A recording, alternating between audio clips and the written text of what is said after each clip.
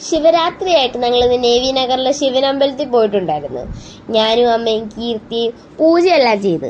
ഇവിടെ നമുക്ക് നേരിട്ട് ഭഗവാന് പൂക്കളെല്ലാം അർപ്പിക്കാം കേട്ടോ. നല്ലൊരു ആംബിയൻസ് ആയിരുന്നു, എനിക്ക് ഭയങ്കരമായിട്ട് ഇഷ്ടപ്പെട്ടു.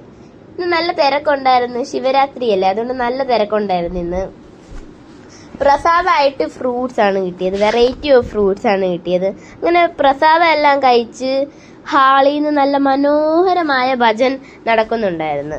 അതൊക്കെ കേട്ടിരിക്കുമായിരുന്നു ഞങ്ങൾ.